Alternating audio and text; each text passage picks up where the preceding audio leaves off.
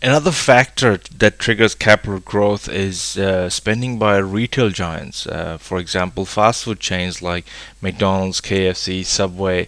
If they go in an area, it basically means that they've done their research. They've had a look at what's happening in that area, what's driving the growth there. So that's a good idea. It's a good idea to actually keep an eye on it.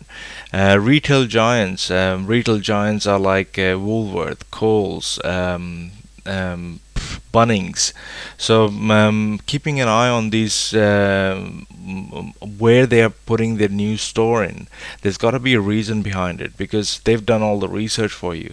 So that's a I mean, I keep an eye on this, and I keep every from time to time I research. For example, I'll just put new store, and I'll put Bunnings, for example.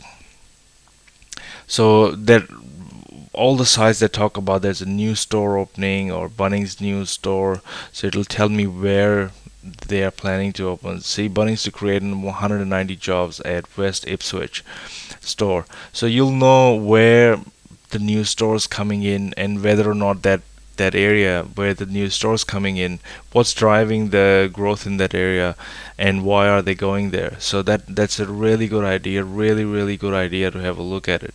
Um, and I opened this website, and somehow these thumbnails aren't loading. These are new store openings, which is now open. They they probably announced it, but it's a good idea to keep an eye on it. Coles, for example, where's Coles going? So if you search for it, and they'll find it. Say, for example, this is a fairly recent article um, about. Sorry, my highlighter goes off. Coles to drive growth with 70 new stores. Where are these 70 new stores opening? This is a really good article. Actually, it just popped up 2 seconds ago when I just did this research. So this is new to me as well. It would be a good idea to look at, you see, 8,200 construction jobs. Where?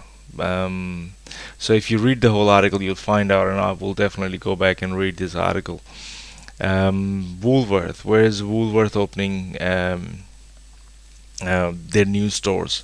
So all these things, Westfield Shopping Center, keep an eye on their website. Where is the new shopping center coming up? So they're all growth indicators. They tell you where the new stores are going, what's happening there. For example, if you look for new store McDonald's, you'll know how to find where the new store is. Bunnings, same way. The other part is ripple effect. Ripple effect is when, for example, it's actually not the ripple effect. It's called the black sheep. I call it the black sheep effect. What it is any suburb which probably had a bad reputation for some reason.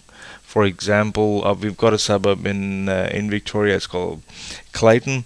The suburb's got everything. It's got train station. It's got infrastructure, all that. But somehow the suburb hasn't performed as well as it should. Maybe because of the crime rate. I don't know.